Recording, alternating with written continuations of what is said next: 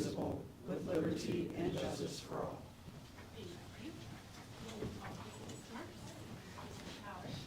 Here. Mr. Helm. Here. Mr. George. Here. Mr. Christopher. Dr. Meredith. Here. Mr. Pratt. Here. Mrs. Wagner. Here. I need a motion for adoption of the agenda. Motion. Mr. Pratt, second please. Sure. Mr. George, all in favor say aye. Aye. Any opposed? Right. Next, we have comments from the audience. We have one this evening, Mr. Dinoff. I will remind you to please keep it 3 minutes or under.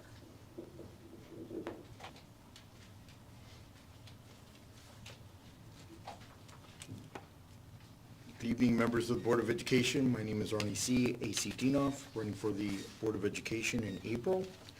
I'm going to have to leave you after my speech because of the holidays. A lot of the meetings are moved up a week, so the county council takes place, and I need to go down to downtown St. Charles to testify on the 2024 county budget.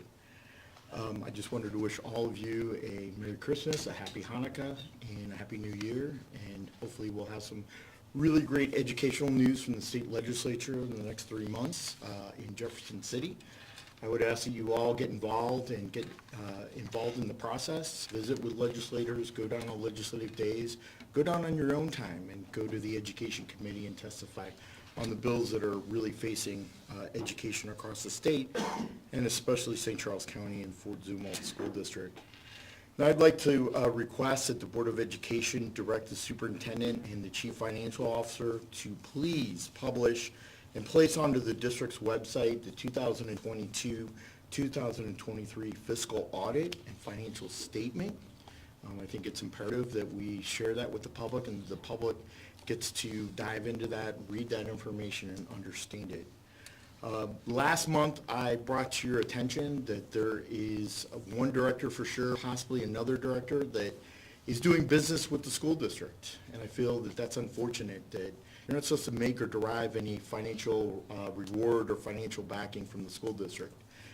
That person continues to do business with the school district, and I think it's very important that those items are disclosed, and I'm not sure if they are found out in the fiscal year audit or not, but they really need to be dealt with internally, so there's no embarrassment to the school district or some type of claim or complaint filed with the Missouri Ethics Commission for investigation. Now, for the bus lease agreement, I'd like to see a lot more information to protect the district with details, especially a contract and the written obligation that we're putting our taxpayers under. Rather than the board rubber stamping a one-page memo, literally, there is a state statute, Chapter 162, and our state constitution gives the Board of Education the fiscal responsibility and oversight obligation. And in this case, I feel it's failing because we have basically a couple paragraph memo from the CFO concerning the bus lease agreement, and that's really sad. The high school auditorium seating and bid packaging for North and South high schools, again, rather than the board rubber stamping, in this case, a 7-page memo. We have a state statute that says that you have fiscal oversight and responsibility. The Constitution talks to it. And my question is, where is the legal contract with that person to make sure that the nuts and bolts of the deal, that we ensure we're getting good quality product of seats and a good installation, and that we're protected liability-wise? I don't see that contract in there. All the other governments that I go to, they all disclose those contracts, and for some reason you guys withhold that. I'm in concurrence with the staff's recommendation of no increase to the district early childhood rate. It's very important that we educate those young students, and I appreciate holding that rate. Thank you very much, Madam President.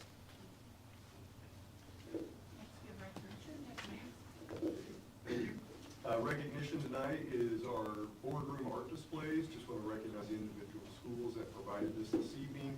As is our tradition, we rotate these around. So the art you're seeing tonight is provided by Westall Elementary, Mount Hope, Pheasant Point, and Twin Chimneys Elementary students. So nice variety, mix, and a great group of products. Also, I do want to appreciate the teachers who come up and put up this artwork. That's a process for them to come up and do. And so just want to appreciate their time that they spend in doing that, providing for us each month. So that was our recognition. Sure. Presentation, as is the tradition around this time of year, we're excited to welcome back our folks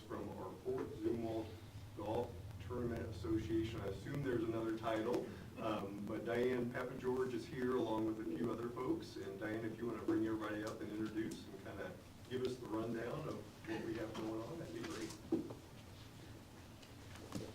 Hi, I'm Diane Papageorge. I don't need a microphone. This is Carol Ransom, and this is Kathy Orr. And I'm missing a few of my guys. JB's on it, and JB Met, and Keith Jennings, and Paul Becker. So we're a committee that has been doing this for 22 years, I do believe.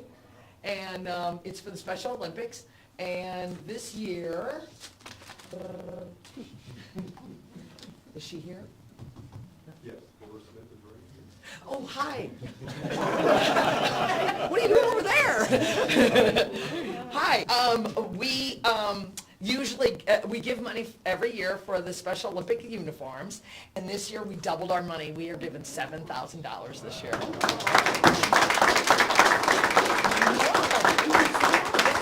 so excited. Have fun with that. She usually gets uniforms, right? Uniforms in each sport. Or equipment too. Yeah, yeah. So we're real excited to do that, and obviously right after spring break, we'll send out our flyer again for the golf tournament, and we always have a really good time. We do sell out every year, so get your money in. We'd love to see you. Well, thank you very much. We appreciate also the activity that you do to get the folks in to play and participate. Obviously, doubling money this time around is a huge thing. So We had quite a giving yeah, community this year. I assume the same next time around. So Yeah, I double hope it so. up again. We should be good to go. Hope so. Now the pressure's on. Yeah, thank you all. So, our next item under presentation, Jeff Orr is going to walk us through. We have our audit results. Jeff, you want to introduce who's with us? I will. Members of the board, Nick Toretto is here from Clifton Larson Allen. He has a brief presentation. He's going to walk you through the audit. It's a great firm to work with. I'm just going to give those guys kudos. They do a great job. School district audits are a little unique. There's a lot of ins and outs to it and compliance issues that you don't get with just any other audit out there. So they do a fantastic job with it. And I'll turn it over to Nick. Thank you. Good evening. Nick Torito, I'm the senior in charge on the audit. Going to go through the audit results for the FY23 school year. I do want to kind of piggyback off of what Jeff said. I appreciate Jeff, Janice, and getting us the information. And we have an inordinate amount of requests from financial to single audit to state compliance, and Jeff facilitates that, and Janice facilitates that through in a timely manner, and when we get the information, it is accurate and complete. So we do appreciate Jeff and his team in the various departments that we receive information from in prioritizing our requests and making sure that our audit moves smoothly, because like Jeff said, it is a large request from us, so we do appreciate that. But I'll jump into the audit results for the FY23 school year. Just going to go over a few things, the executive summary, so the scope of our services, kind of a high level, some key dates coming up, and then just some various significant audit areas that we look at and key parts of that. And we'll go through the actual audit results for the year, our required governance communication, and then I'll field questions at the end, but if anything comes up as I'm talking, it's probably just best to talk about it then, and I can just jump back in after that. So the executive summary is the scope of our services, which is the opinion on the financial statements for the school district, which is a modified cash basis of accounting. There is an examination report as relates to the district's compliance with Missouri laws and regulations, specifically the budget, attendance, and transportation data and records. An independent auditor report on compliance and internal controls over financial reporting as it relates to government auditing standards, and then independent auditors report on compliance with requirements applicable to each major federal program. So those are the four services that we'll be providing. We'll be opining on those and providing basically providing our opinion on those four reports, as well as pulling together the statement of net positions, various footnotes, things of that nature. The status of all of those is we did issue our reports on Friday with a date of December 15th, barring the approval of the board. We will have one other date after that, which is the submission of the data collection form to the Federal Audit Clearinghouse, which is just a summarization of the federal awards for FY23, which programs we tested, if there were any findings, et cetera. So we have 30 days from report date to submit that, but with the holidays coming up, we'll probably try and get that done sooner than later. So I would say probably in the next week or so, we'll have that at least initiated, and then we certify it, Jeff certifies it, and then it's submitted to the Federal Audit Clearinghouse, and then they approve it or not approve it, but typically they approve it within a few days of submission. We did test 3 programs this year. The Education Stabilization Fund, or your ESSER funds, Title I, and Child Nutrition. So typically we only test 1 or 2 programs. This year we ended up testing 3, just nature of the beast. And given the increase in federal dollars over the last several years, it makes sense that we were going to have 3 at some point. In addition to the federal awards, it's kind of hard to see there, but the boxes at the bottom kind of indicate key audit areas that we focus our time on. We do take a risk-based approach, so the riskier audit areas will take up more of our attention than a low-risk area, just by the nature of how that works. We have a good understanding of the district's controls.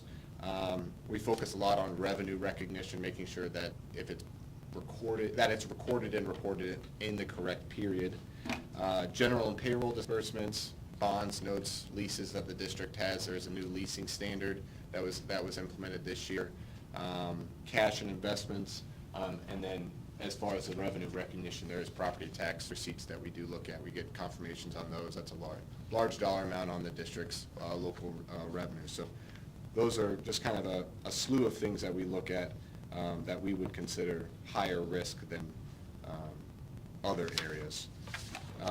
The audit results specifically, on all 4 of the reports that I had mentioned previously, the district did receive an unmodified opinion, a clean audit opinion on all 4 areas. It's the best you can get. So that's what you guys are striving for. That's the information that's what I'm here today, is basically say that everything looks good on our end. There were no findings, either in the financial statements, the compliance, or the federal award. So everything that we looked at was within the compliance requirements or within the internal controls that were in place. And the internal controls that are in place, we feel are properly designed and being adhered to. That's kind of a 2 thing. You can have a process in place, but if it's not being adhered to, that's an issue. But that's not the case here. It seems like everything in place is being adhered to and the controls are proper. Improvements from prior years, there's nothing to say here because everything that we've brought to Jeff and his team's attention over the years have been addressed in the following year. So didn't have anything last year, don't have anything this year to discuss. So no real improvements, no communication that has taken place between CLA and management on things that can be cleaned up or improved. Our required communication is just a few things to matters that we have to report on. So no material uncertainties about the district's future, no going concerns, there's no financial issues that we see to be worried about, no disagreements with management as expected, no significant difficulties were encountered when completing our audit, getting response backs from confirmations or requests getting hung up in a specific department for a major federal program. Everything was timely and done by the books. No fraud or illegal acts identified, no material non-compliance was identified, and no written communication was provided outside of our financial statements. And then there is a governance letter that we send that is a high level of things that took place during the year, and then essentially the opinions and the services that we're opining on. So no communication outside of those 2 things. So takeaway from this is clean, unmodified opinion, and no future improvements and no findings for the FY23 school year. So any questions, comments? I will point out, in your board documents, you have both the audit and the management letter, so hopefully you've had a chance to look through those, and if you have any questions, Yeah.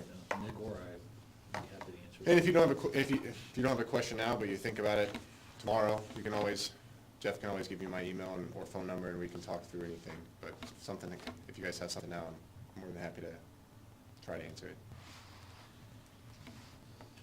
All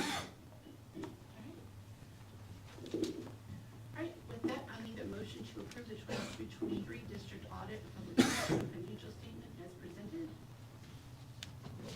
Mr. Helms, second please. Dr. Marion?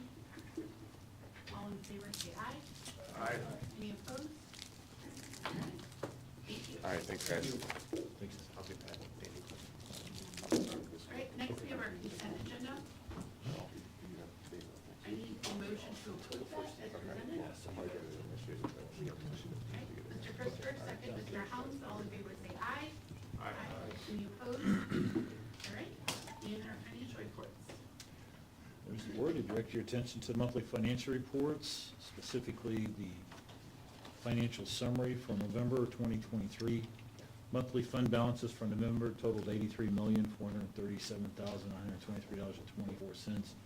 Of that amount, $2.8 million was for student activity, $6.1 million in food service, $16.2 million was reserved for debt service, $38.5 million was reserved for capital projects from bond proceeds. That leaves $19.8 million in operating balances. At the end of the month, we had $89.2 invested, as shown on the investment schedule. And I feel the need to point this out from month to month. We only had $83.4 in balances, but we had $89.2 invested, and that's because we still have a considerable amount of outstanding checks that are sitting there that once you approve those, sometimes there's a delay too. We have some fairly large checks that go to the retirement system, and it doesn't impact retirement whatsoever, but it takes some time to reconcile the payroll files we send and stuff, and so, like I said, there's some outstanding checks that make up that difference. Monthly revenues for November total $11,741,233.44, as shown on the revenue report. For the month, local revenues totaled $3.9 million, state revenues $5.7, and federal $2.1. Monthly revenues are up about $1 million compared to last November. That increase is related to higher Prop C sales tax and interest earnings, along with a bump in our transportation funding as well. Year-to-date revenues are up by $3.5 million compared to last year at this time. That increase is driven mainly entirely by local receipts. Delinquent tax collections are up by 0.6. Prop C is up by 1.5, and interest is up by 2.5. Offset by, there was a decline in miscellaneous local, and I've talked about this in previous reports. We had a really bad claim year for insurance, so we did not get an insurance rebate this year. Last year, it was about $700,000, so that's the bulk of that. Prop C is up, as we've talked about. Sales is going good. I guess everybody's out Christmas shopping right now and driving that number up even farther. Interest earnings is also up due to interest rates. We talked about the miscellaneous local, and delinquent taxes are up about $500,000. That number really fluctuates from year to year, and there's not a good way to estimate that other than it ranges anywhere between 4.6 to 5.2 million on average over the past 5 years. So it's too early to tell if that's going to be an increase or a decrease, but it's just kind of a function of the way we do our taxes. Monthly expenses for November totaled $22,904,714.40. As shown in the expense report, payroll-related expenses totaled $17.3 million, and that's about average for salary and benefits combined for a month. Purchase services, 1.6, supplies, 1.5, and construction and capital in total $2.5 million. For the month, spending is up $2.7 million compared to last November. The changes in salary and benefit costs account for $800,000 of that change, and that's about where we would expect to see that. Purchase services and supply expense are comparable, right at the same as last November's levels, while capital is up 1.9, which we would totally expect based on all the construction you guys see around the district. If anybody has any questions about the monthly financial reports, I'd be happy to answer those. Any questions? All right, if not, any motion to approve the financial report is presented. Mr. Pratt, second. Mr. Helms, all in favor, say aye. Aye. Thank you. Next, we have old business. Thank you. First item under old business is update on the continuous school improvement plan. Specifically this time around for this quarter, just focused on the area of recruitment So kind of two parts to this, and you have a brief summary in your packet. I'm going to try to avoid reading that all to you in summary, but wanted to highlight two parts in particular. One, going back to the August meeting, at that time we discussed where we were at with custodial positions in the district and extreme vacancies that were a significant concern. The board approved a custodial shift differential pay at that time, and just wanted to give you an update on the results of that. This will ebb and flow throughout the year, but at that time, we were looking at 48 vacancies, 45 of which were evening, and as you can see in the handout provided, now sitting in December, we have 7 custodial vacancies across the district. 2 of those are day, 2 split shift, and 3 evening positions, so a clear and marked change. I would also point out that the feedback that I have received from building administrators about how they're able to allocate their day, feedback from teacher groups, it is a noticeable difference in the buildings. And as long as we can continue on that trend, now we're getting back into deeper cleaning and things that we were not able to do the past 2 years. So very brief, just wanted to kind of update you on that as well, and very happy and thankful that we were able to do that. So along a similar line, then the second item is a discussion item. And this goes into our CSIP Focus Area 2, Action Step 4. One of the items that was discussed at that time was a target to explore opportunities for out-of-district staff members to bring their children to Fort Zumwalt. So in our current arrangement, what we do is in-district certified staff can bring their children over to their feeder pattern schools, but we do not currently bring in out-of-district students for any of our staff. One of the ways that you look at this from a recruitment and retention standpoint is this is a fairly common practice in our region. A neighboring district that is equivalent to size in ours already uses this practice for all benefit eligible staff. Some others do not, but at least 2 districts in St. Charles County have this allowance. When we looked at this as a rationale, it kind of stands to reason that for staff, there's a convenience to when you bring your kids in district, particularly into your feeder pattern schools, you sometimes assist with childcare, before and after school arrangements, transportation, those sorts of things are easier for all staff. The immediate question becomes, what is the benefit to the district? The benefit is staff continuity and recruitment and retention. Generally speaking, when staff bring their students into the feeder pattern because they like continuity for their children, then they appreciate and want to be able to keep them in those models and in that feeder pattern program. Legally, the other question we have to ask, is it allowable? Obviously it is, because many districts in our state do it. But I think the most relevant thing to share with you as a board, again, this is discussion tonight, not an action item. I wanted to kind of see how you all felt. But one is to look at the impact area. What does this do in terms of class size? So when we looked at a comparable district to us who has the same size in this program, after many, many years of implementation, in that district, they have 140 employees district-wide who are taking advantage of the program, and that is yielding approximately 210 students, K-12. This is a K-12 only program because of the early childhood special education impact, and we have also a tuition-based early childhood program. But for us, if you were to bring that comparable over, that would equate to roughly 16 additional students per grade level across the entire district. So building by building, the impact would be very minimal. Certainly not enough that you would worry about adjustments or things like that that would be necessary. The second question that would typically come up is, what is the financial impact?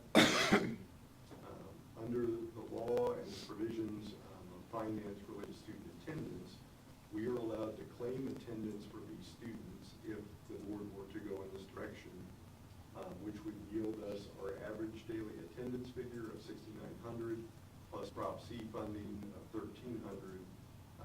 So if you did have individual isolated expenses, those would be offset in part by that increased ADA and operating expense.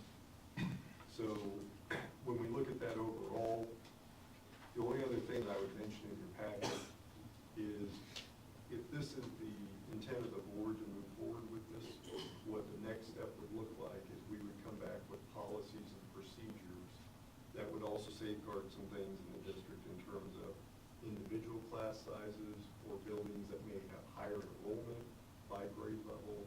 We would then, and have been working on a process to bring that back to the board so that there's timelines in place, we have good information about what this would impact, and we can make appropriate staffing decisions. So with that being said, I laid out some of those other common things that might be an issue in your packet.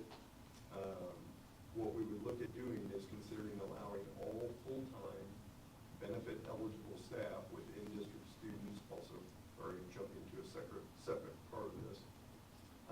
In addition to the out-of-district considerations, what we would like to also consider is making the same option available for in-district movement for all staff in the district. So taking essentially what is that current benefit for certified and opening that up. By doing that, it also yields some of the same benefit of if I'm a full-time benefit eligible employee at X building, I can bring my child there, then I'm more likely to stay in that building if I'm in district. So that would be the overall consideration that we want to look at, and I've just opened it up for discussion, questions. Several of us have been talking about this, so we all might jump in as questions come up. So. Yeah, I don't mind starting because I do think this would be a very positive thing for us to be able to do for our staff. I think it certainly helps with recruitment, and as long as we have the policies in place and the class size parameters that we know we're not going to get it by that way, I think it's the least we can do. And I also think it's good to consider opening it up, since people who don't live in the district that work here can bring their kids and essentially put them wherever there was room.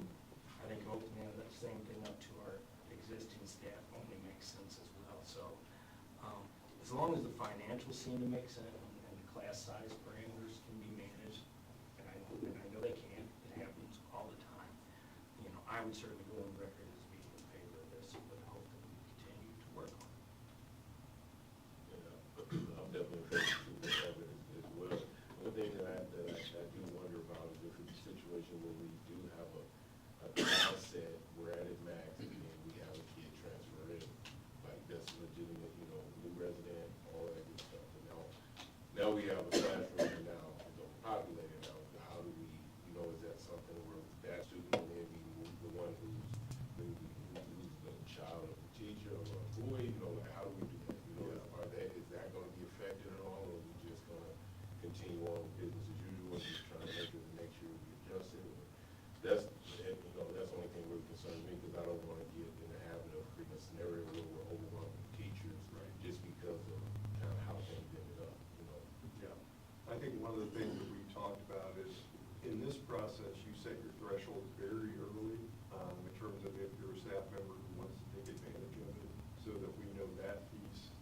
And I think specific to what you're referring to is, in that scenario where non-staff member, but a new transfer comes in, we treat that how we do from a personnel standpoint right now. So that could be one of those areas that as we explore it, you see like, okay, we've got a consideration here that's financial, but we'd offset a little bit as well. Henry, I don't know if there's anything you'd add to that from staff perspective. So. Other discussion? Yeah, on the surface that you look at, you mentioned the financial, that's one thing that you want to look at, you want to be a good steward of the tax dollars. I'm glad to see that the offset, that was, not knowing all the things, that was much higher than I thought it would be, so the fact that we can count those as far as our attendance and everything and get that offset, I think that should, solve or soften anybody's financial questions about that.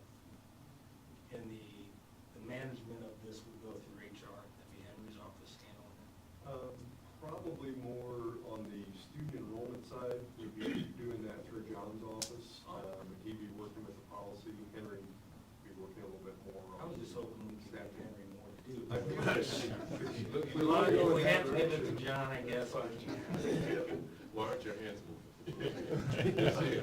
Well, with that being said, John, what are your thoughts on it, since it would be handled in your office?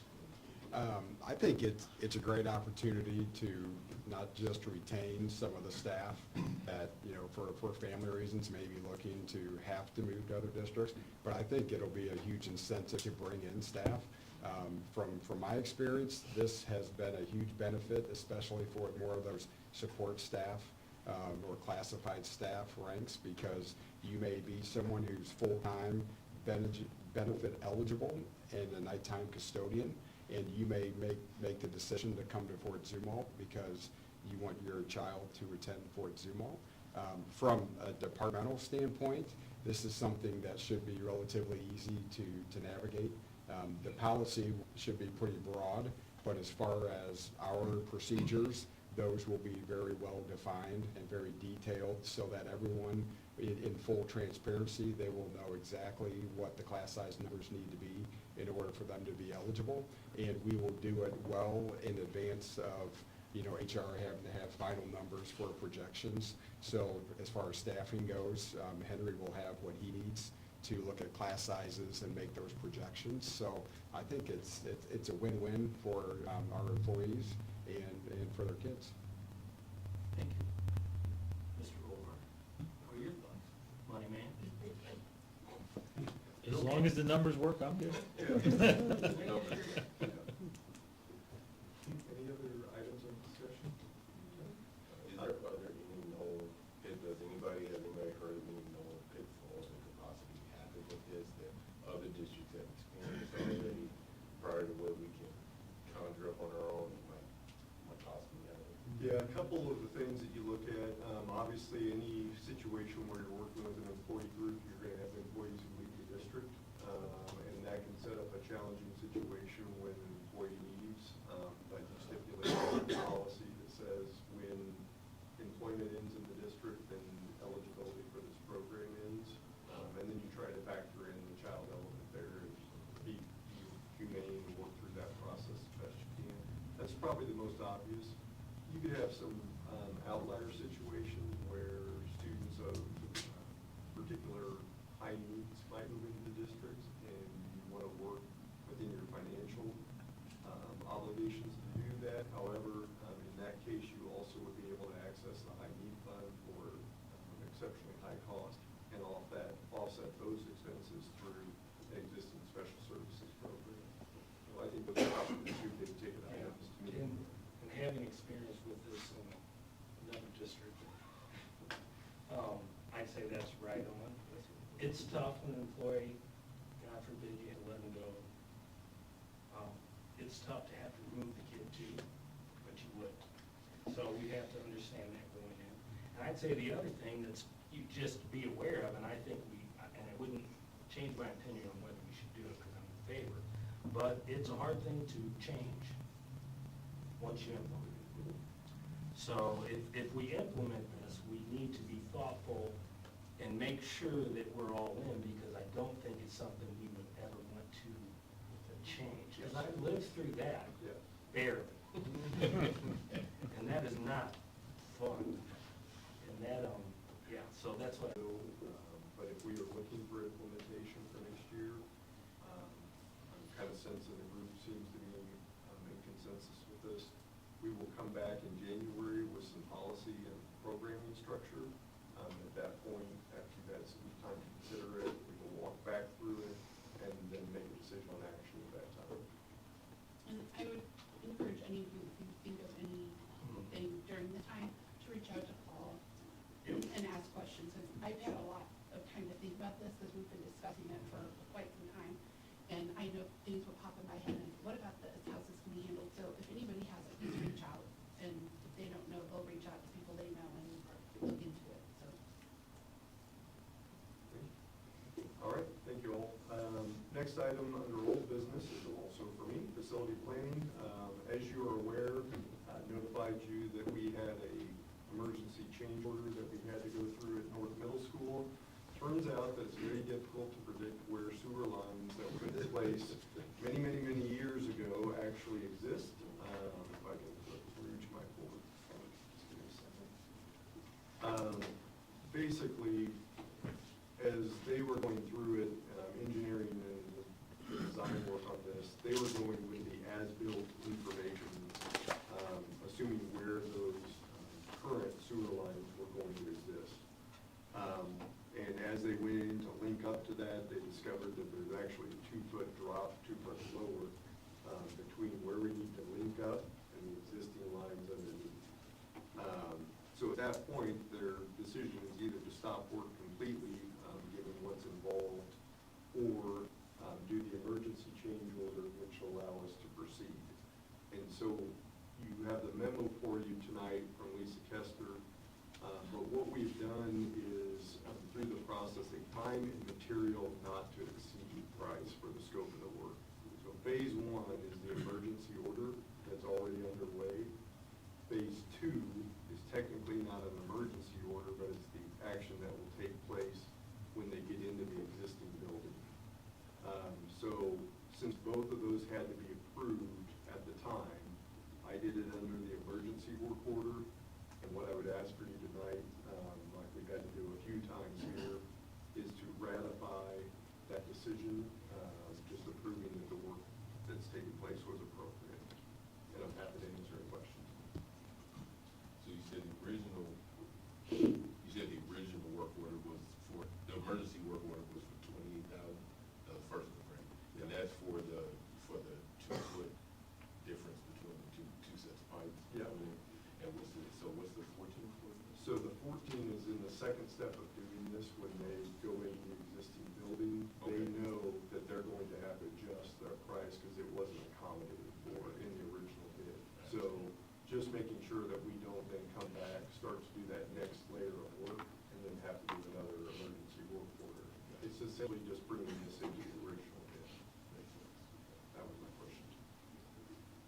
Any other questions? Right, if not, I need a motion to approve the North Middle School emergency change order as presented. Mr. Allen, second please. Mr. Christopher, all in favor say aye. Aye. Any opposed? All right, next is new business, Dr. Myers. First item under new business, Jeff Moore has prepared the budget revision. We typically bring this in November or December, but often in December. Jeff's going to walk us through the details and kind of give you the pros and cons of where we're at. Good evening, members of the board. I direct your attention to this budget. You should have a hard copy up there if you want to flip through it. Otherwise, you've had the electronic version. Nothing has changed between the electronic and this hard copy. As in Missouri, there are 5 required parts of the budget. This has all 5 of them. The budget message, fund balance section, as well as revenues, expenses, and outstanding debt. The budget message is kind of to me, the meat and potatoes of this budget. It talks about the summary of what's in here, as well as it talks about the changes between where we started off on the original budget and where we are now in December. The fund balance section talks about, of course, the balances and the difference between revenues and expenses. And then we have the revenue section, which is by object, and we have 2 sections for expense. One is by object, it's a summary and detail of schedules by object, which is by year and by fund. And then we also have it by function, and those are the 2 sections that we have for expenses. I'm going to talk more through the budget message. This particular revision has an ending fund balance of $92.9 million for all funds, and an operating fund balance of $57.6 million, or 23.5%, and that is just for the general and teacher fund. It's a really good place to be right now. It's probably the best that I think it's ever been since I've been here, which is a good feeling right now, to be honest with you. This December revised budget is projecting a $6.1 million operating surplus this year. That includes $2.2 million in one-time ESSER 3 stimulus funding that we still have currently built into this budget. That's kind of a bad news situation because that money's going to go away once it's gone. It has to be spent towards the end of '24. We have to have our final expenditure report in, and that money will be gone. It also includes $7 million more in transportation funding than we normally see. This is the second year that they fully fund transportation, and that's been very nice too, to help build up our balances. I'm hopeful that it'll continue, but there's no guarantee, and I know Dr. Myers and I have these conversations that he hears in his meetings, that the legislature keeps grumbling about how much money they're giving us, so it's hard to say if it's gonna continue or not. In this budget revision as well, we are projecting $296.4 million in revenues. This is increase of $5.6 million for all funds when we compare this to the original budget. It was primarily related to higher interest earnings, an increase in state transportation aid, and an increase in our high-needs special education reimbursement, along with some increased funding for Medicaid. By far, the biggest increase in the budget was $2.8 million more than I'm putting in here for interest earnings.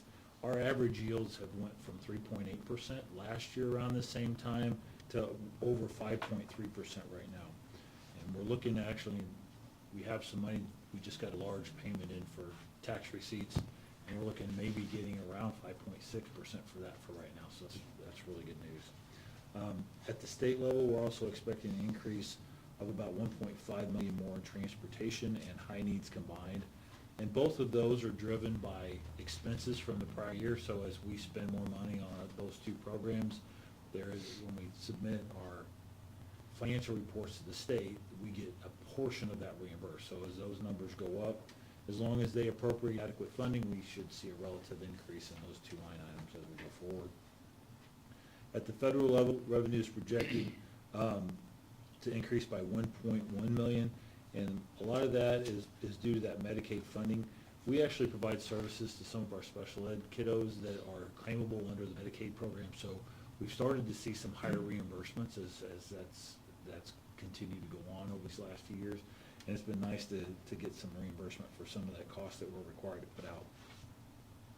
There's also a small grant that came through for the food service program, and it's designed to help offset some of the higher costs that go along with some supply chain disruption and costs that go along with that.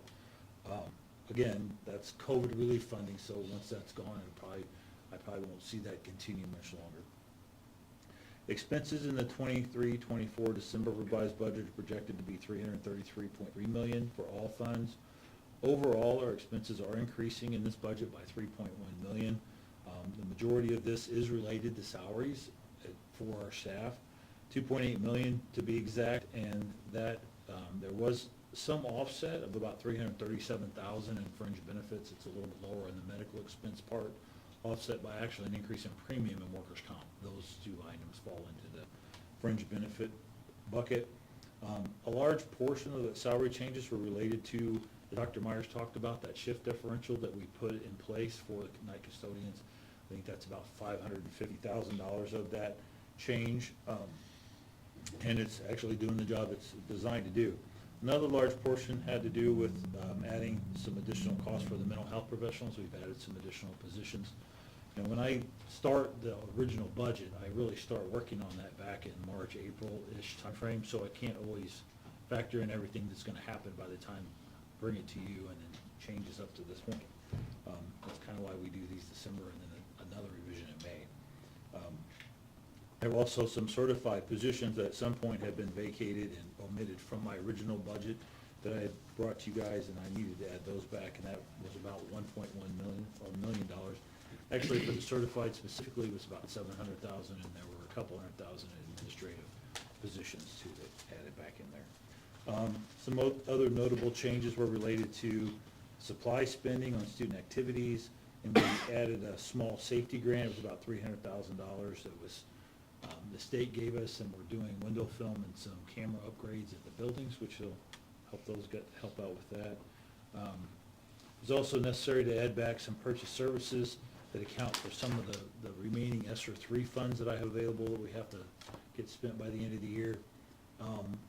There were some offsets, though. We are starting to see a decline in our remote online course enrollments, or either that or I budgeted well more than I needed to. But we are starting to see a decline in that usage, so that was nice to be able to back that off, and that's some savings. In summary, we are projecting a surplus, as I said, of $6.2 million with ending operating balances of 57.6 or 23.5%. This was an increase from our original. We had original surplus around $5 million, and that 6.2 gets us up another $1.2 million added to our operating reserves at this point. That was the addition of 3.5 million in revenue and 2.3 million in operating expense. So the net effect of that was to add that 1.2 additional to the surplus. I still have to point out, though, that I think interest rates have peaked. That's what I'm hearing. They didn't raise them this time, and we're gonna probably start seeing that the back off of rates here next summer or so. So when that happens, of course, you'll see a slow decline in our interest revenues as well. I do try and ladder out money as long as I can, based on what we have operating needs wise, so hopefully we'll be able to, maximize the rates where they are now. That's why we're looking at our investments right now. I'll try and ladder that money out. Also, I'm worried, like I said, about the state transportation funding, if they start to claw that back. And I talked at 7 million more for transportation and 2.2 million more that we have COVID. So between the two of those, I mean, we're at eight and a half million more than we normally would be in a normal year. So with a $6 million surplus, you can see very easily how that revenue goes away. We can quickly be deficit spending versus having a surplus. I'm just glad that we actually have this additional revenue right now. We also don't know the impact of the freeze that the county passed that ordinance, which is going to allow seniors to freeze their property tax, their real property taxes. That, I see that continuing to grow over time, because if you freeze this year, you're not going to realize the savings for years and years down the road. As everybody else's property values go up and seniors are frozen, we're not going to realize that, and it's just going to kind of shift that burden onto the non-senior taxpayers is what eventually is going to happen. So I don't know if anybody has any questions, but that's the new revised budget in a nutshell. Any questions? If not, I need a motion to approve the 23-24 budget revisions as presented. Mr. Allen, second. Christopher. All in favor, say aye. Aye. Any opposed? Thank you. All right, next item is the bus lease recommendation. Jeff's going to walk through this. Before he jumps in, I'm just going to point out, what we're talking about tonight is a pretty standard rollover that we've done for the past several years. Quantity of buses varies slightly year to year, but this is very typical. So Jeff's going to walk us through the pricing and kind of why we go through that. All yours, Jeff. Thanks. So I direct your attention to the memo that I put together for the bus lease renewal, and typically we try and average around 18 buses per year to replace. It keeps us on a pretty good replacement cycle. We have roughly 174 buses in our fleet, I think.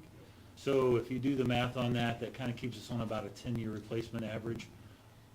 These buses they went through our entire fleet. Rich does a great job. Rich Gouge, however you pronounce that, is our fleet transportation supervisor for maintenance, and he does a fantastic job.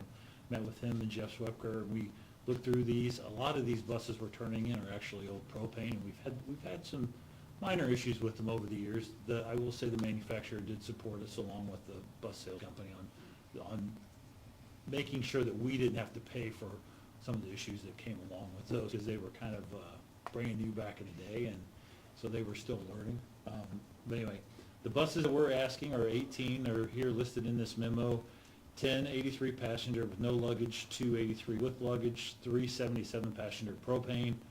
The luggage and the without luggage are diesel, and then the 26 passenger, 3 special ed with 2 wheelchair lifts, and those are going to be propane as well. The pricing is down below. These leases are all structured with years 1 through 6 at a certain amount, and then years 7 and 8 at a lower amount.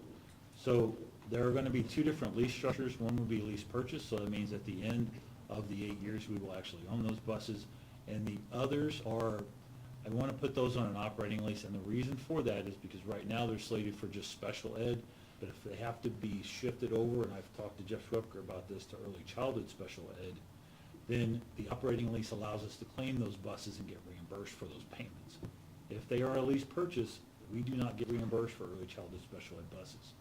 So I've always structured those on an operating lease, and there's a question mark right now whether he might need to shift some of those over or not.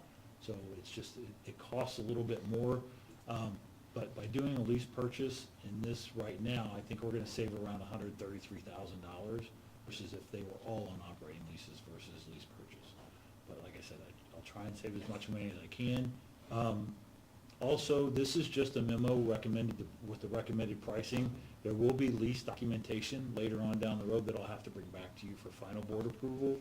At that point, I'll have an attorney opinion on it for the legality of it, and all that, I'll just bring all of that back to you at that time. So right now, I'm just asking for you to approve this purchase to move forward with it, so we can get the buses ordered. And this is a little early, we used to do this back in, say, February or so, but with supply chain issues and everything, it's all been accelerated, we're bringing it to you now. And then, it'll also be to renew the rest of the buses in the fleet, existing leases on those buses.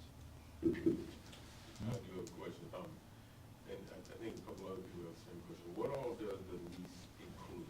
Do you want to do a lease purchase versus the operating lease? I know outside of the reimbursement that comes along with it, but does being on an operating lease versus a lease purchase, like, do we get more with that or less with that? We get exactly the same we would get up any, otherwise. What it does is it pushes down the financing cost, is really where the savings is. Okay, so it's no type of structural warranty or anything like that when it comes to Nope. buses or I anything? believe we get a 5-year warranty on all these buses when we first get them. And to be honest, like I said, we had a few issues on some of these propane motors, and I actually went back to Central States and the manufacturer, to Bluebird, and between the two of them, they actually extended that warranty out to a lot farther on some specific things that we were having issues with those motors specifically. So it saved us in the long run and allowed us to keep those buses longer. Awesome, thank you. I know diesel is problematic in the severe cold temperatures we tend to see here in Missouri winters. Does propane operate a lot better under those temperatures? So propane has its pros and cons too. Yes, propane does function a little bit better. They don't have to do the warm-up time with propane like they do with the diesel engines. They have to go out, start diesel, let them warm up, let them idle and set for a while. Propane, they heat up very quickly. It's more like a car. Some of the drawbacks on the propane are the size of the tank, and they can't get it 100, it has to be on a completely level surface to fuel it up. And they still can't get, like if it's a 100-gallon tank, they're not gonna get 100 gallons in it. So it does require us to fuel them a little more often. It's a cleaner burning fuel. Like I said, there's pros and cons depending on if it's diesel or propane, it depends. So, Yeah. Plus, we still get a rebate right now of 50 cents a gallon on our propane, but propane buses also don't get as many miles per gallon as the diesel. So it's kind of they all works out about the same in the long run. Yeah, I just was curious, I had a similar question just about how we utilize the propane. How do you choose which routes, what do we use propane bus for compared to the others? How do you do that? Most of our routes are short enough that we're not really concerned about propane versus diesel on any given route. The longer trips will definitely do diesel because then you don't have fueling issues. The propane fueling station itself is actually a high-pressure pump that you can't just pull into anywhere that you get propane at and just fill the bus up. So that's why, that's probably the biggest draw. That's why you really can't ever go for all propane. No, we've never go to all propane. Not unless they change the fuel industry. Right. It's a place we can pull in. It takes a little longer to fill up a propane too. Other question? Any other questions? Great. Not, I need a motion to approve bus lease recommendation as presented. Mr. Howell, second. Mr. George, all in favor, say aye. Aye. Any opposed? All right, next, Dr. Winters. Next item is the bid package for the auditorium seating replacements at North High School and South High School. Both these items were included in the plans for the original bond, $55 million for sale.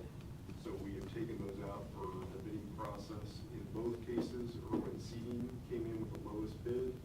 I do want to point out here that Lisa Kester worked with our auditorium folks just to kind of make sure we had all the logistics obviously right. As a result of that, you're going to see on North High that through those conversations, they developed or identified an alternate that they brought back to us that reduced the pricing. But both of these are bond specific projects. The intent is, with your approval, we would do this work over the summer to not interrupt, hopefully with supply items, not interrupt anything performance-wise. Auditoriums are not used during the summer.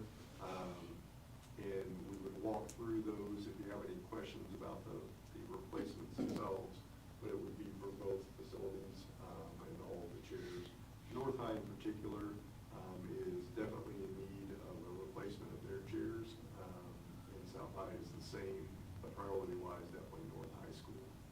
So happy to answer any questions you may have. Any questions? Right, if not, I need a motion to approve the North and South High auditorium seating bid as presented. Mr. Christopher, second. Dr. Marion, all in favor, say aye. Aye. Any opposed? All Can you right. tell Lisa we didn't pass it though, since you had She'll be back just tonight. to see her face? Yeah, be good. Last item under new business is the 23-24 early childhood tuition recommendation. Laura Smith's going to walk us through that recommendation. Thank you, Dr. Myers, Mrs. Powers, and members of the board. In your packet, you have a memo outlining the recommended tuition for the early childhood program. In collaboration with Dr. Todd, we've continued to maintain a goal to avoid increased costs to our families, if at all possible, while fully funding the non-reimbursable costs of the program for those tuition-based students. The current rates will allow us to meet this goal. So unless you have questions, I would ask that you approve the tuition rates for the 24-25 school year. I did have a question. Is this an increase, decrease from last year? It's the same. The same, okay. I know you just said that, but I want to reiterate that. Okay, the next question is so the need-based sliding scale, how's that, I know on the previous years, we've never even filled up the slots that we have. That continues to be the case. We have 20 slots, and there are currently 5 students in those slots, so we do have remaining slots. I was just making sure we didn't need to possibly increase that. That's all I have. Thank you. Thank you. Any other questions? All right, if not, I need a motion to approve the 24-25 early childhood tuition as presented. Motion. Mr. Pratt, second. Mr. Helms, all in favor, say aye. Aye. Any opposed? All right. Thank you. All right, next we have comments from the board. All right, let's start with you, Dr. Mary. Thank you. I'll try not to take everything. Thanks. It's hard, it's hard. I would like to say, I would like to thank the administration and frankly the board too for approving it when it happens. But, you know, the recruitment items and the actions that we've taken, you know, lots of places are slow to act on things. You know, well, we gotta wait till next year. And I really appreciate the fact that you've been creative and have brought things to the board now rather than waiting so we can address those. So we saw the benefits of the custodial things, and I'm excited that we're thinking about, you know, the staff being able to bring their kids to the district. And so I just want to thank you for that, because that takes some guts, and it's easier, status quo is easier, but it's not always best, so thank you for that. Also, I just wanted to, thanks for being included in the Leader in the District planning, Dr. Smith invited me to, I enjoyed that, appreciated the opportunity. I've enjoyed the collaboration and the negotiations meetings as well, so appreciate all of that, all the work that everyone does. Mr. George? Keep it short. Thanks for everybody's efforts so far this year. I think we've had a pretty good first half. And just have a happy holiday and a great new year. Mr. Christopher? Yeah, Merry Christmas to everybody. I hope everybody enjoys the time with family, rejuvenates, and really just shares that time, that it's important. It's important for all our families and all our kids and our communities. And to echo Tommy's thing, it's been a really good first semester. I think there's been a lot of progress. I think a lot of good things are happening, and here's to having a good second semester. Thank everybody for their hard work. Thank you. Mr. Pratt? Sure. One memo I wanted to draw some attention to, our 2024 League of Leaders has kicked off. This is a mentorship program, high school students being selected by the teachers who would go and interact with elementary school students create a sense of belonging, camaraderie, et cetera. That's kicked off. That's great stuff. Also, I was given news that we did a fantastic job of donations for toys for tots, going to Rankin Jordan, St. Joachim and Ann. Fantastic. And then just lastly, to my fellow board members, our administration team, the staff, the teachers, and certainly all the communities we serve, Merry Christmas, and I hope 2024 is very prosperous for everyone. Thank you. Ms. Thank you. I wanted to say congratulations on that, the double donation for the Special Olympics. That is really quite something. Congratulations on the audit results. That's a lot of T's and a lot of I's. Really great work with that. And also, I heard there were over 3,000 blue notes for the teachers and staff of Fort Zumwalt, and I think that's really awesome. I'm looking forward to everyone receiving those. And there's still time. You can still put a blue note in, and they'll receive it in May. Thank you. Right. So first and foremost, thank you to the staff and the administration for everything you do. I did want to point out, U.S. News and World Report released its second ever ranking of public schools, grades K through 8. These rankings were derived from two things, state standardized tests as well as the context of the socioeconomic demographics. Fort Zumwalt Middle Schools ranked in the top 5% out of the 1,500 public schools in Missouri, and the Fort Zumwalt elementary schools ranked in the top 25% out of 1,800 Missouri public elementary schools. I'm just really excited to see where Fort Zumwalt is. I think, we're obviously at the halfway point in the year, but I think where we're at is a great place, and I just love where we're at, and I just want to see us keep going. So thank you, everybody, for everything you do, staff, students, parents, administration as well, and fellow board colleagues.